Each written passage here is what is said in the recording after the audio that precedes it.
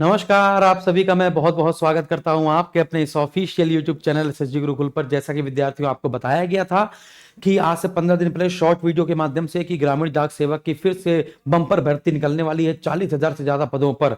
तो निकाला ही है भैया, नोटिफिकेशन यहाँ पर पूरा तरीके से जारी कर दिया गया है। यहाँ पर आप देखेंगे ये फुल नोटिफिकेशन है जो 36 पेज का यहाँ पर दिया गया है। टोटल नोटिफिकेशन यहाँ पे 36 पेज का दिया गया है। यहाँ पर मैं आपको सारी बातें बताने वाला हूं, लेकिन इस नोटिफिकेशन के माध्यम से नहीं, जो हमने अपने हाथों से लिखा है ताकि आपको समझने में आसानी हो। संपूर्ण जानकारी यहाँ पर देंगे। टोटल वैकेंसी कितनी है, टाइप्स ऑफ वैकेंसी कितनी है, उनकी सैलरी कितनी होती है, वर्क क्या होता है, प्रमोशन कैसे होता है, फीस कितनी लगती है ना, उनकी मेरिट कैसे बनती है, एग्जाम होता है कि नहीं होता है, एलिजिबिलिटी क्या है, एजुकेशन क्या मांगते हैं, क्वालिफिकेशन क्या मांगते हैं, एज लिमिट क्या है, वो सारी चीजें, कितना रिलैक्सेशन मिलता है, कितने पर मेरिट बनती है, वो सारी बातें यहाँ पर मैं आपको बताने जा रहा हूँ। आराम से बस समझते रहिएगा। देखिएगा, टोटल पदों पर वैकेंसी निकाली गई है 44,228 पदों पर। टोटल 44,228 पदों पर वैकेंसी निकाली गई है। आवेदन आज से प्रारंभ हो रहा है 15 जुलाई 2024 से, और 5 अगस्त 2024 तक आप इसमें अप्लाई कर सकते हैं। फिर इसके बाद जो सुधार तिथि करेक्शन अगर गलत हो जाता है फॉर्म, तो उसमें आप सुधार तिथि के लिए 6 अगस्त से लेकर 8 अगस्त के बीच में आपको करेक्शन कर सकते हैं। फिर इसके बाद ये स्टेट वाइज जितनी वैकेंसी निकली है उसकी पूरी लिस्ट दे दी गई है। ये मैं आपको अपने एसएसजी गुरुकुल के टेलीग्राम पर दे दूंगा। यदि आपने टेलीग्राम नहीं ज्वाइन किया है तो डिस्क्रिप्शन में लिंक ले लीजिएगा, उस पर क्लिक करिएगा, मैं आपको वहां पर फुल नोटिफिकेशन दे दूंगा और ये पूरे स्टेट वाइज वैकेंसी आप वहीं पर देख सकते हैं। जिस राज्य से आप अप्लाई कर रहे हैं उस राज्य की लोकल लैंग्वेज आपको आनी चाहिए, ये मस्ट है। ठीक है ना। अगर हम लोग यहाँ पे बिहार की बात करें, यदि बिहार की बात करें तो बिहार में टोटल वैकेंसी निकली है 2,558। उत्तर प्रदेश की अगर हम लोग बात करें तो उत्तर प्रदेश की वैकेंसी निकली है 4,588। उसी प्रकार से राजस्थान, हरियाणा, गुजरात, हिमाचल प्रदेश, झारखंड, कर्नाटक, केरला, वेस्ट बंगाल, तेलंगाना, सभी राज्यों की यहाँ पर अलग अलग दी है। टोटल यहाँ पर देख पाएंगे 44,228 पदों पर वैकेंसी निकाली गई है। योग्यता कितनी है, 10वीं पास, यानी 10वीं पास आप होने चाहिए पूरी तरीके से, चाहे ग्रेडिंग से वाले सिस्टम से पास हुए हो, चाहे मार्क्स वाले सिस्टम से पास हुए हो, तो दोनों व्यक्ति इसमें अप्लाई कर सकते हैं। कंप्यूटर आपको खोलना बंद करना, सामान्य ज्ञान आना चाहिए कंप्यूटर का, मतलब चलवाएंगे नहीं वहां पे, लेकिन थोड़ा बहुत आना चाहिए। यानी कि आप ऐसे कंप्यूटर को ऐसे ऐसे ना चलाएं, कंप्यूटर खोलने में डरें, है ना, विंडो फॉर्मेट कर दे तुरंत ही, कंप्यूटर को शट डाउन ना करके पट से बंद कर दें, है ना, ये सारी चीजें। तो कंप्यूटर तो थोड़ा सामान्य ज्ञान होना चाहिए। और फिर इसके बाद अगर आप डाक सेवक बन रहे हैं तो आप साइकिल चलाना आपको आना चाहिए। इसमें 3 प्रकार की भर्तियां बेटा निकलती हैं। पहली होती है बीपीएम ब्रांच पोस्ट मास्टर की, दूसरी होती है असिस्टेंट ब्रांच पोस्ट मास्टर की, और तीसरी होती है डाक सेवक की। अब यहाँ पर ये जो बीपीएम, एबीपीएम और जो डाक सेवक है, इनका काम क्या होता है एक बार फटाफट से देख लीजिए, है ना। सिंपल सिंपल सी बात है। बीपीएम का मतलब होता है मूल रूप से आप शाखा के प्रमुख होंगे, तो ब्रांच पोस्ट ऑफिस के जो भी काम होंगे वो सारे आप देखेंगे यहाँ पर, बाकी सारे काम लिखे हैं। एबीपीएम का काम क्या होता है, एबीपीएम बीपीएम के साथ मिलकर काम ही कर सकता है, और एबीपीएम का काम होता है स्टाम्प या स्टेशनरी बिक्री के सभी कार्य शामिल हैं। डुप्लीकेट डिपॉजिट पर मेल की डिलीवरी और वितरण, और इंडियन पोस्ट पेमेंट बैंक, है ना, ब्रांच पोस्ट मास्टर के तहत उनका काम भी करना है। बाकी ये सब बता दिया। डाक सेवक के बारे में आप जानते हैं, इनका काम क्या है, डाक टिकट, डाक पत्थर डाक विभाग द्वारा उप डाकपाल, है ना, आरएमएस सहित डाकपाल, उप डाकपाल द्वारा सौंपे गए डाक टिकट या टिकट डाक वितरण, इन सब के बीच में जो भी बिक्री करनी है वो सब इसका काम होता है डाक सेवक का। जो डाक सेवक है वो सबसे ज्यादा काम मेरे हिसाब से वही करता है ना, बीपीएम और एबीपीएम से ज्यादा डाक सेवक ही काम करता है। 4 घंटे की बेटा नौकरी है, 4 घंटे की जॉब होती है, 4 घंटे जॉब कीजिए, इसके बाद टनाटन अपनी जिंदगी एंजॉय कीजिए। सिर्फ 4 घंटे की जॉब है, मजेदार जॉब है ना। अगर आप किसी एग्जाम की तैयारी कर रहे हैं और आपकी कंडीशन नहीं सही है और आपके हाई स्कूल में नंबर अच्छे हैं, तो ये फॉर्म भरिए, सिलेक्शन लीजिए, 4 घंटे जॉब कीजिए और बाकी किसी नए जॉब की तैयारी कर सकते हैं। ये बहुत ही बढ़िया मौका रहता है जीजीएस वाले विद्यार्थियों के लिए।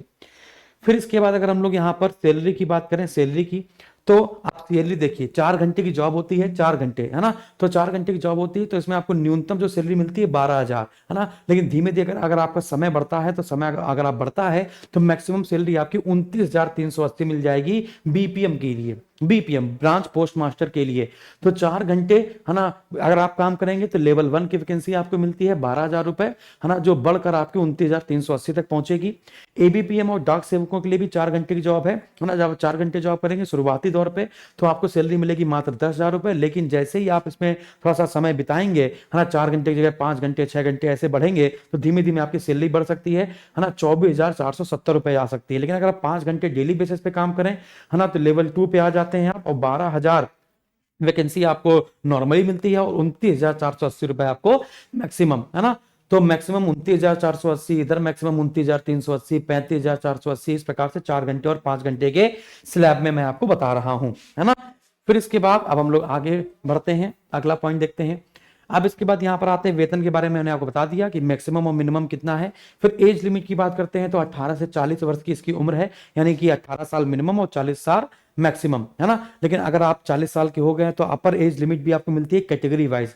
यदि SC ST कैटेगरी को 5 साल की छूट मिलती है, OBC को 3 साल की, PWD को, है ना, यानी कि जो फिजिकल हैंडीकैप होते हैं उनको 10 वर्ष की मिलती है। अगर PWD और प्लस OBC है तो आपको 13 वर्ष की छूट मिलेगी, और PWD और प्लस SC ST है तो 15 वर्ष की छूट यहां पर आपको मिलती है ना। फिर इसके बाद यहां पर बात करते हैं कि कैसे मेरिट बनती है। तो 10वीं में आपके कितने नंबर हैं, जैसे आपको प्रत्येक सब्जेक्ट में आपका A1 ग्रेड है, A1 ग्रेड है या A2 ग्रेड है, तो जितने भी सब्जेक्ट में जो आपके ग्रेड आया है A1 A2 B2 A1 A2 B1 B2 C1 C2 D1 इस प्रकार से आ रहता है। तो 10 9 8 7 है ना, 6 5 4 ऐसे होता है। तो जितना भी मार्क्स आपके हो, जितने भी ग्रेड आपके हो, उसके मार्क्स यहाँ पे गुणे करके 9.5 लिख लेना। नहीं, जो CGPA है तो CGPA को मार्क्स कैसे निकालेंगे, जैसे 9 है ना, 9 आपका है तो 9 को 9.5 से गुणा करा देंगे। अगर 10 है तो 9.5 से गुणा करा देंगे तो 95 मार्क्स आपके हो जाएंगे। और अगर आपका मार्क्स में है रिजल्ट तो फिर मार्क्स ही लिख देंगे, ठीक है ना।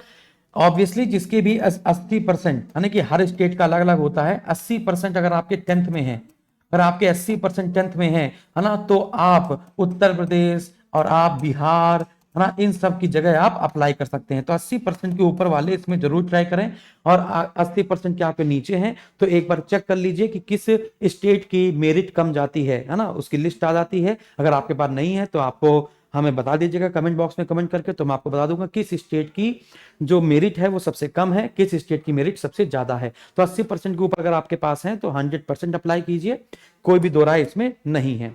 फिर क्या डॉक्यूमेंट क्या क्या लगते हैं, है ना, क्या क्या अपलोड होता है। तो आप कहेंगे आपकी जो 10th की मार्कशीट है वो अपलोड होगी, आइडेंटिटी प्रूफ अपलोड होगा, कास्ट सर्टिफिकेट, अगर आप OBC से हैं, SC से ST से हैं तो कास्ट सर्टिफिकेट, EWS से डाला है तो EWS सर्टिफिकेट, PW से तो PW सर्टिफिकेट ना, ट्रांसजेंडर है तो transgender certificate, date of birth proof certificate और मेडिकल सर्टिफिकेट, है ना, जो स्टेट से या फिर आपके जिला से सर्टिफाइड हो मेडिकल ऑफिसर के द्वारा, वो सर्टिफिकेट आपको यहाँ पर लगाना है, ठीक है ना। तो ये हमने आपको सारी जानकारी मेरे हिसाब से दे दी है। अब कोई भी जानकारी आपको यहाँ पर बची नहीं है। मैंने वर्क बता दिया, प्रमोशन बता दिया, फीस सब बता दी, एलिजिबिलिटी बता दी ना, 10वीं पास एजुकेशन बता दी, एज लिमिट बता दी, types of vacancy, salary of all, है ना, टोटल वैकेंसी, ये सारी इंफॉर्मेशन मैंने आपको दे दी है। कोई भी इंफॉर्मेशन अगर आपको लगे कि सर कुछ छूट गई है तो आप कमेंट बॉक्स में कमेंट कीजिएगा। आवेदन करना आज से प्रारंभ कीजिए, है ना, पार्ट टाइम जॉब कीजिए और इसके बाद अपनी एग्जाम की तैयारी कीजिए, वो आप ही के लिए बेहतर रहेगा, ठीक है ना। बाकी कोई भी दिक्कत हो तो आप कमेंट बॉक्स में कमेंट जरूर कीजिएगा। वीडियो पसंद है तो लाइक कीजिएगा, चैनल को सब्सक्राइब कीजिएगा, शेयर कीजिएगा, और कोई भी इंफॉर्मेशन होगी तो सबसे पहले आपको हम लोग देंगे। धन्यवाद।